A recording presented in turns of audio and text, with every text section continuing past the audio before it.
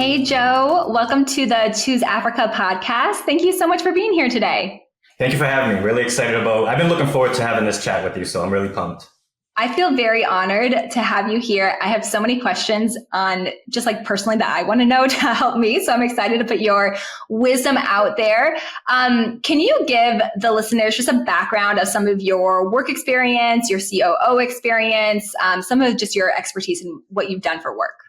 Yeah, absolutely. So I've been in operations for about 17, 18 years now. And I'm a techie by heart. Like I'm a technician. I started my career on the front line as a technician for DirecTV, for Comcast as an installation tech. And I used to climb towers for Sprint Nextel. I used to be a cell phone tower climber. And Wow. so, my passion there with being a technician, really started to take off with, having the opportunity to troubleshoot issues, right? I just became so fascinated with having to zero in on a problem and find the root cause, which ties into operations, right? Because with operations, you're constantly being challenged with some sort of issue and, having to implement and launch these different initiatives and solutions. But that comes with also having a very analytical mindset, right? Which is another passion of mine, and that's data, right? There's very seldom do I make a business decision today without at least looking at the data. And where I got the love for data was also back during my time with Sprint Nextel, because I work with these engineers where they share with me all these reports and all these data points. And it was at that point where I was just amazed by the idea that you can actually use numbers to identify issues and to forecast trends and put in place solutions. So 17 years of operations experience, starting at the front line and just, graduated, on the ladder from operations management to director to VP. And, here I am now as a chief operating officer. And it all started from the front line as a technician. That's amazing to see your journey. And because we worked with you, I know that your ops are good. And I remember one of the first meetings we had with you, and you asked your team, what's my love language? And they all said numbers. And I laughed so hard. What do you think which numbers are most important to measure and keep track of in a business? Well, today, the numbers that I really focus on are lead gen, right? Right now, everything, you're not going to achieve your top line objective if you don't take a backwards approach where, well, how many deals do we have to close to achieve X amount of dollars? And how many calls do we need to book to achieve X amount of closed deals? And how many leads do we need to achieve X amount of book calls? So it all starts at the very top of the funnel, which is lead gen, and then how successful we are at booking those leads that we actually get into our pool. That's really good. And how do you measure these? Are you getting daily reports from your team? Do you do it yourself, weekly? How do you go about getting these numbers and tracking them? So I've created a KPI dashboard that I inject with data and almost on a near daily basis. Now, there are some KPIs that I don't have to look at, for at least monthly, but there are those that I look at daily, which, to make sure that we're on track for those end of week objectives, right? And again, it all starts with lead gen. If we start to fall behind on leads, chances are you're going to fall behind on book calls and conversions. And then obviously you're not going to meet that end of week financial objective as well. 100%. Where do you think, where do most people get their leads from? What do you think some of the most valuable sources are to get good leads for your company? Well, honestly, organically, those that are actually visiting our website, but then again, that also comes with having an established following, right? Right now today, everybody in the nutrition industry knows Jason Phillips, they know NCI, so they know where to go to research, nutrition certifications. But if you don't have that type of a following, or if you don't have that reputation already, Google and Facebook are the other sources that we use, that we invest into to post ads and content. Okay. Cool. And LinkedIn, I know we were talking about this before, but I follow you on LinkedIn and your LinkedIn content is amazing. It's so authentic, but inspiring and also practical at the same time. What made you kind of focus on LinkedIn, at least for your kind of personal brand, and what's been most helpful in growing that following? So I've been on LinkedIn, probably since 2012, right? But I barely used it. And it wasn't until about 2 years ago when I started to launch my business, my independent consulting business, that I started to use LinkedIn as a platform to promote it. but I wasn't landing anywhere with it. And so I attended this marketing seminar I want to say last September or October. And the one point that I walked out of there with was, before you can promote your business, you need to promote who you are. You need a personal brand before you can even attempt to promote your business brand, because people do business with people, which we all hear, all the time. I know it sounds cliche, but it's a fact. People do business with people. So if they don't know who Joe Galeas is, why would they care who Choice Operations is or anything else that I'm promoting? So I left the seminar with that and really just kind of sat back and was like, okay, well, how do I promote myself? And I just started promoting my passions, which is data and leadership and culture and people, just focusing on those core values. And it's just like we were talking before we started this recording, it's been an amazing journey. I'm getting out of it what I wasn't anticipating so fast, and it's a beautiful thing when you're able to post, content that is genuine and authentic to yourself and see how it resonates with other people. Yes. It's just been amazing. And so that's how my journey with LinkedIn has started, and that's where it's arrived at today. That's so cool. I remember that I posted something about a coffee ceremony in Ethiopia on my LinkedIn. You commented and talked about coffee with honey. That comment alone got so much traction. It got people so riled up. And then people were mentioning like coffee with butter, coffee with salt. I did try with honey. Really good. Yeah. Thank you for that. No, yeah. So it's just a fun way to also connect. I did try the butter thing, and I tried it once and that's it. I mean, coffee with butter, no, not for me. Even the coffee with salt thing, I tried that. It's like the only way to make me hate coffee is to add salt to it. But that's the beauty of getting these kinds of insights and perspectives, is you're like, listen, I mean, I'll give it a shot and just see where it goes. Yeah. 100%. Yeah. It opens you up into just so many new things that you never even knew existed. For somebody who's thinking about growing their brand, what I hear a lot of our clients saying is like, I don't know what to post on LinkedIn. I'm too shy. I don't think this is good enough. Did you feel that way when you were starting off, or did you feel pretty confident you knew what to post and you felt good when you were doing it? Well, I've always been confident in who I am and how I want people to perceive me, which just comes, organically, right? I don't put up a facade. So I knew instantly that, I just had to ask myself, like, what am I absolutely passionate about? What drives me, right? Personally and professionally. And so once I zeroed in on, what that was, where I was getting that passion from, then it just came to the point. The second question I had to ask myself is, do I want to do this daily, right? Do I want to force this? And my worry was that if I try to force something every single day, that it would no longer sound authentic or genuine. It would just sound like a bunch of fluff. So then the next question was, okay, when do I post? And I just told myself, when I get an idea and when I feel like it's right, then I'm going to post. Otherwise, what I'll do with this LinkedIn platform is I'll just continue to encourage and support others in the process while I'm waiting for that next idea to come up. That's been my approach as well. I just wait till the inspiration hits me. Yeah. Sometimes I'll post at like 8 p.m. at night. So probably it's not good. Like that's not when most people are on LinkedIn, but if that's when it hits me and that's when I feel inspired, that's when I write. And then those posts are always the ones that somehow still do the best. And so, yeah, I've taken that same approach. And I think that's the winner, is to do it when you feel inspired. And the more you do it, the more inspired you'll feel. So that's really cool. And I want to talk to you more back to operations. So I am like the classic entrepreneur. I am like full of vision and energy, and I can get people on board. But then the operations, not my cup of tea. I hate it with a passion. It's systems, it's numbers, it's all the things I don't like. But when I hired my first person to help me with operations, we tripled in 3 months. And it showed me, okay, systems aren't so boring after all. This is actually significantly better to executing my vision. So, I mean, how does like a classic entrepreneur with that vision, what are some of the first things they have to do to set like a strong foundation for operations? And what systems and processes do you recommend for someone to get going with?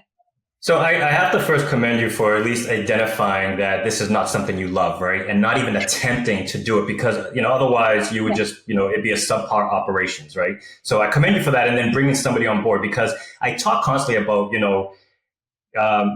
complimenting yourself with those that have strengths where you are either weak in or things that you just don't have a passion for, right? And there's so many entrepreneurs out there that want to try to do it all, but operations is something you do not experiment with. You got to bring somebody in that they have the experience and they have a passion for it. So you've done that, which kudos to you. Now, so to answer your question, the best way to approach operations, in my opinion, is to understand how your business operates from A to Z. And this is something I do when I go into any organization. Is the very first thing I do is I want to draw out a map. And the only way that I can do that is by meeting with every single department. I want to know, how do we generate leads? How do we convert these leads? How do we onboard customers? How do we ensure that they're scheduled properly? Like, I want to see everything. And when I say everything, I kid you not, when I first met with some of these departments, with these organizations, they thought I was putting together like a 15-item checklist. No, we went through like 200 steps to identify exactly what was taking place. Once you have that map in place, then the fun begins, because now you're identifying where the bottlenecks are, where there's redundancy, and where there's all these other opportunities for improvement. So definitely start out with the map of your business. That's so smart. Our operations person did that, and it was eye-opening and painful because it's a she. Her name's Helena. Yeah, so I think you might have met her. She knows what she's doing. It was like, basically we wrote down what we're doing, and we're like, oh, 4 of these core functions is assigned to nobody. These other ones, everybody's doing it. And it was just like, just visually seeing it, I was like, this is why it's mayhemy. And then it was about like clear responsibilities, and every task had someone assigned to it. And and then we tripled our business, because that's what good ops do for you. That's awesome. And I love that you were able to identify the missing pieces and what wasn't assigned, right? Because there's your bottleneck right there. And once you clear out that bottleneck, things just happen so much more faster. Yeah. It is always like, I think as a CEO, it's sometimes embarrassing, because you're like, now whose fault is this? Oh, it's mine, because I'm leaving the business and I've let this happen. But it is like a good, like, everything's fixable. And we were able to fix things, put in some systems. And that made me feel so much better. So I love that. Is there anything you see in operations, like mainstream media, that's saying like, this is what you need to have good operations and systems for your business, that you don't agree with? Or do you think a lot of the advice out there is good and people just need to implement it? No, I do think I do see a lot of the advice, and I agree with a lot of it, because a lot of what I see that you need is, you need to have data. Like, you need to look at your data to have a really good operation system, and you have to have clarity on what the roles are, because often I run into situations where you have somebody from marketing that is also handling some of the sales activities, and somebody from sales that is also handling some of the fulfillment activities. Now, the problem with that, it might sound like a good thing because you're talking about synergy, but that's not synergy, because now you're talking about a conflict, right? Where if you just solely focus on what those sales tactics are and those sales activities are, and allow fulfillment to worry about theirs, that's how you'll have much better success at fulfilling those duties and identifying the issues and roadblocks, versus somebody from sales holding on to a fulfillment activity. So one of the things I'm absolutely against in operations is having those shared responsibilities. There has to be a warm handoff between departments, but somebody from accounting shouldn't be handling the inventory activities, and somebody from inventory shouldn't be handling some of the fulfillment activities. Yeah, I think when people are doing shared responsibilities, there's also a lack of accountability, because there's no one at the end of the day who's solely responsible for that one activity. I'm sure that's probably one of the issues that happens as well. Yeah, and I have a project management background, and in project management, they always talk about having a very specific scope and very specific task assignment. Like, there should not be, if you have 4 people assigned to a task, only one of them should be the accountable holder. The other 3 can be, advisors, just somebody that needs to be consulted on, or somebody needs to be informed of the activities. But you should only have one person that is solely accountable for that activity. And that's like a golden rule in project management. And so I've just kind of taken that into operations, is to make sure that we have absolute clarity on who owns what. That's so smart. I think that's such a good takeaway from this episode. I want to switch gears a little bit. Because you've worked with 2 of our Ethiopian appointment setters. Yes. I want to hear a little bit from you on what was that experience like? What has been some of the benefits? I just want to hear all about your experience working with them. Yeah, no, absolutely. Well, first of all, the onboarding was just simply amazing. We had some setters, here at NCI, and we wanted to experiment with outsourcing that so that we can kind of, just worry more about the marketing and the sales activity of it. So, and as everybody knows, and if you're listening and you don't know, the center department is its own department. You cannot mesh that with marketing, and you cannot mesh with sales. You've got to treat it as its own entity. And so that's what we've done here by, outsourcing and bringing on those two setters. Now, with regards to the ladies that are working for us right now, absolutely amazing. I mean, they log in the mornings and they let us know exactly, when they're logged in. They're letting us know when they're logging out. They're providing us with midday updates. We're getting so much more information than we got previously. And it's just, I'm not knocking anybody else, but they just came to the table with this sense of pride that they're working for us and that they're doing, that they're doing setter activities for NCI. And they've represented you, Valley, in such a high regard. I mean, just their accountability, their punctuality, their responsiveness, they truly do feel like they are part of the team. Even though it's outsourced activity, we do look at them as part of the team. I mean, I'm looking at the conversations that are going on between them and our sales director daily. Just an amazing experience that we've had with them. That's so great to hear. And thank you so much for those kind words. I would say that's the secret sauce to making remote team members work for you, is making them feel like they really are part of your team. And you guys have done that so well. You've been so welcoming, so kind, great, leadership and management. So I know that those two girls also, they work hard because they're awesome, but they also work hard because you guys have treated them so kindly that they want to do a good job for you. So that says a lot about you. So thank you for that. When we first onboarded them, we were going through some technology changes ourselves, right? We were switching certain platforms. And we were also in the midst of, making a lot of changes with our technology of how we receive leads and how we get them assigned. And I got to be honest with you, I didn't expect anything more of them than to just, get assigned leads and, call the contacts and get them scheduled for calls with our sales reps. But they came to me on almost a daily basis with feedback on what some of the challenges were that they were seeing. They would let me know, if they ran out of leads and how this was uncommon to what they were experiencing in the previous couple of days. So they knew something must be wrong. And that allowed me to dive into the data and say, okay, if they're saying this is not common for them to run out of leads, on a new batch of leads within a few days, what's going on? Sure enough, we find out probably about 60% of that batch that I'm referring to just had bad numbers, like a missing digit or something like that.